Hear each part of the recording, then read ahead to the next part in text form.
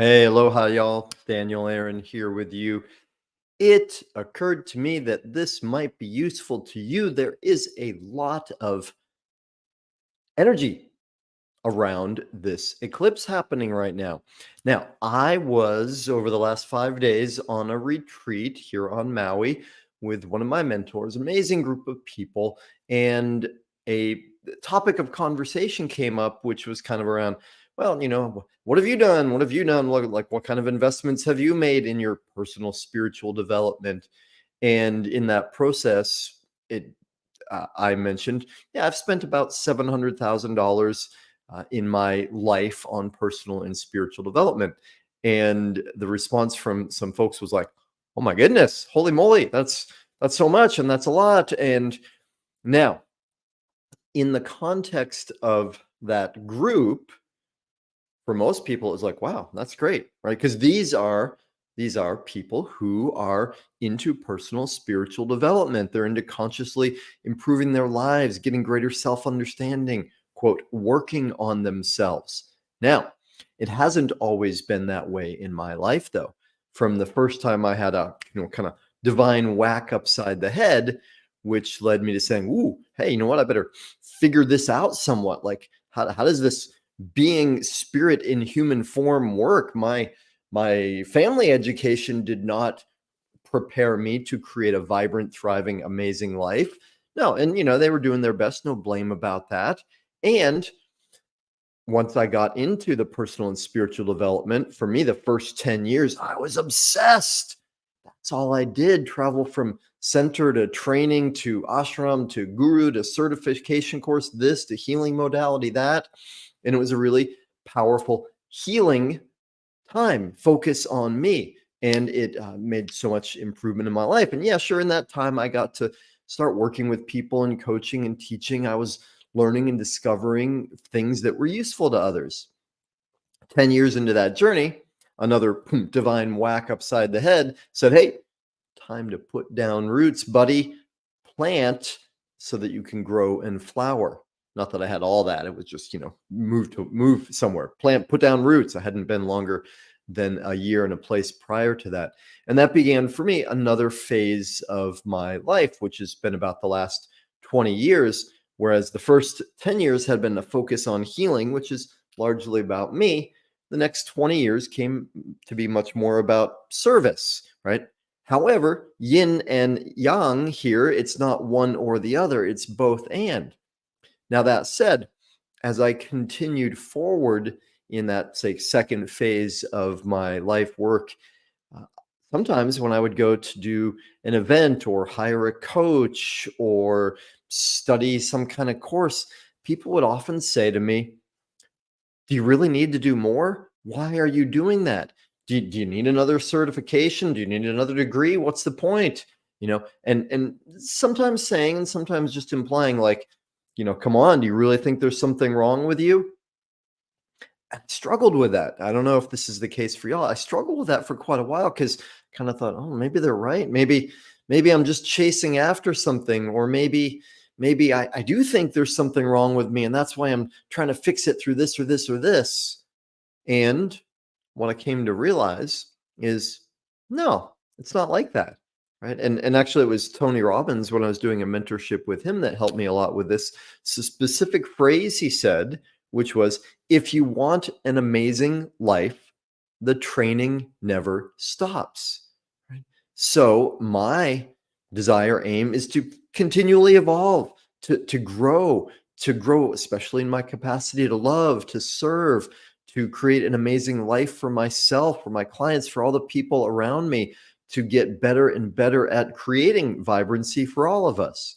So you may be wondering now, what does this have to do with the eclipse? Well, okay, so here's the thing. One, eclipses are real, right? We know that. That's real. The movement of the planets has a real impact. Now, let's be careful. I must be careful because that can very easily sound like they are up there and they are doing something to us. And so they're causing me to do this and they're making things. No, it's not like that.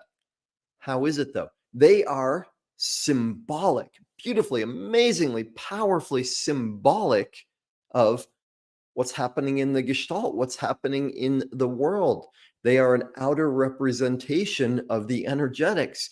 And so, yeah, sure. Right now, today, especially this whole eclipse window, the energy is strong. I know that might sound airy fairy. The energy is strong. And when this one, the force is strong. I just mean we know there are dynamics. When there's a full moon, the tides are higher, right? The crime logs are higher, maternity wards are more active. When the new moon, it's a time for starting things, for visioning. And so eclipses add another element and energy to it. And so, yeah, I get it. A lot of people are really struggling and challenged during this eclipse. Now, how did my investment of $700,000, Kira, save me from the eclipse? Well, it didn't. Okay. It did not save me. Good thing I do not need to be saved. Here's what it did for me, though, or one of the many, many things, right?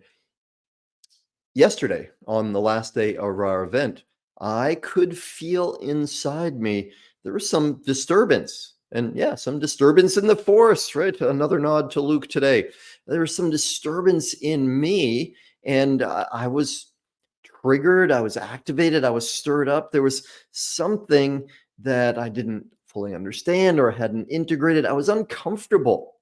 So here's the first way that I was, quote, saved or served by those many investments in myself. It's okay. Like I was able to say, yeah, I'm feeling uncomfortable. I'm feeling disturbed, right? I didn't need to, and I have at other times in my life, I didn't need to have a drink of something or distract myself with something. I was able to say, okay, I feel this. I was also able to know that, yeah, that means there's something for me to understand, to feel, to integrate. And one of the things I uncovered yesterday was, wow, I had some serious shame going on. Been there for years. I had a big challenge in my life a few years ago. It's taken time to get back on my feet from it, to integrate it, to understand, to move forward. And okay, so that's challenging. Everybody has challenges in their life. I was making it worse. I was compounding it though, because I was ashamed, right? Here I am, a teacher and a coach, and I should have this stuff all worked out. Not that I should, I'm not saying I should, but that was what the unresourceful thinking was saying inside me. I should have this all figured out. So, what did my investment in personal development do for me? Well, one, it allowed me to feel, to be aware. And I didn't grow up with that. I grew up disconnected from my feelings. Two, it allowed me to be uncomfortable and know that that's okay. In fact, that's a good sign. I'm about to uncover something. I'm about to grow. I'm about to evolve. And it allowed me to have the courage to feel that stuff, which was hard, right? There were times when I was in tears, could barely speak because the emotion was so strong. And thank goodness, right? Because had I not felt it, experienced it, understood it, allowed it to move, it would still be there holding me down, obscuring everything else in my life. So, this is a fun, juicy topic, and I could go on about it. However, I will not for now. I am curious, though, how all this lands for you. How are you doing with the eclipse? Is it uncomfortable? What are you doing with that? How can you be holding that? What are you learning? How are you growing? And if you would like to connect around whatever's going on for you, if you would like some support, let's have a conversation. Put a message in here or send me a direct message. I'd love to connect. Love the opportunity to know you and see what we can create together. Thanks, y'all. Aloha.